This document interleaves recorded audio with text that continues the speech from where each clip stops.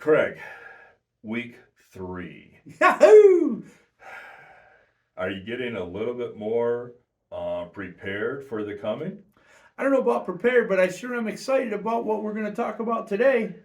So am I. We have been talking. I think we're obsessed with the book of Isaiah. We're obsessed with looking at the people who once were full of themselves and now they're completely emptied. Do y'all connect yet? And then we've been talking a little bit about John the Baptist, and John the Baptist has talked about prepare the way. Mm-hmm. And it's almost given us an assignment of what we ought to be doing.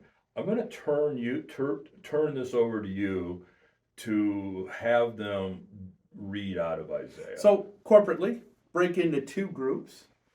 And the first group, I want you to read Isaiah 61, 1 through 4. The second group, Isaiah 61, 8 through 11. And I want you to ponder the same question after you've read these verses together, okay?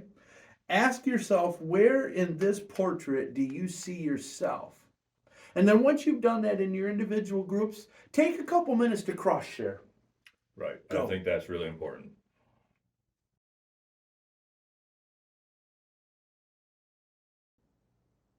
So now that you've considered where you fit into this picture, okay, we now enter one of my favorite topics, and let's face it, it's a fun word to say, chaos. Chaos. Chaos, the thing that we continually bring to the world when God continually tries to order that chaos. Here's what I think about when you say the word chaos. Chaos starts with a person who is broken. We tend to, in our broken state, we don't like to be there by ourselves. So we begin to create this chaos, which then brings other people into it. So they become broken or could become broken as well. But I think our passages lead to a way that can come out of that chaos. So we hear the story of chaos in the wilderness and in the Israelites and that entire setting there.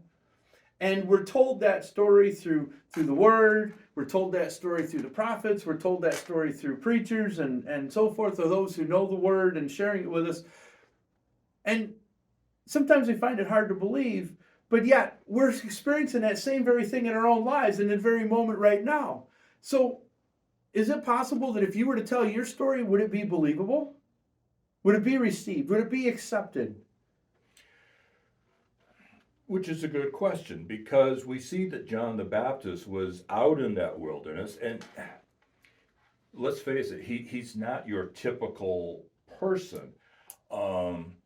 He's a little bit weird. So sometimes we find ourselves thinking that we may be like that, but I think sometimes that is the kind of person that's directly needed to call to for a message of restoration. That whole section that we read earlier in Isaiah, Jesus repeats that. Jesus says, use those same, in fact, he's quoting that scripture.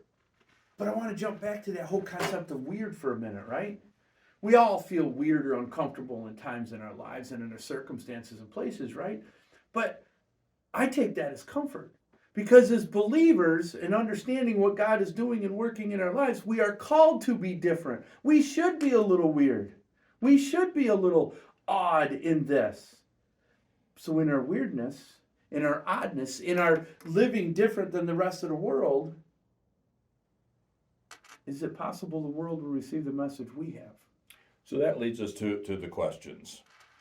Can you imagine who or what could stand to deliver a message of restoration?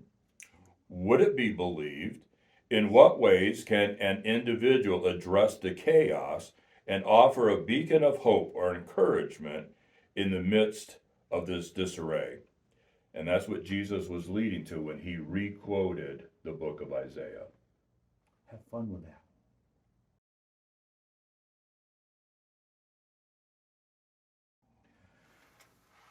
I hope you found those questions a little bit challenging because we're about to take you to one that's definitely, at least it is my intent and my hope, Mm-hmm. that will truly give you an opportunity to self-examine and to really look deep within your own heart. Maybe even pray that prayer of ask God to examine you. Because what it really boils down to in this for me and in all of these scriptures, right, is our witness. Your witness, your light into the world, right? We decorate everything up in garland and lights, and we even sing songs about all that stuff.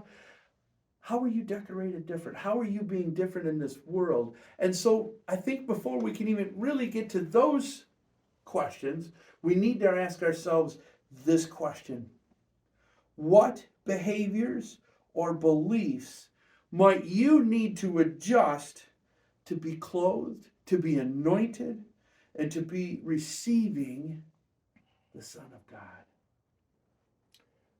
It takes us back to that scripture that the road has to be leveled.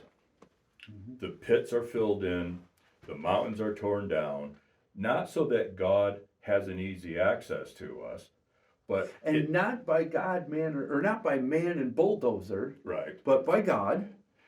But this is an opportunity for us to go through a spiritual cleansing, a spiritual Waking. cleaning, so that we are ready. So the road is us. We're getting ready for God to come into our lives. So those were great questions.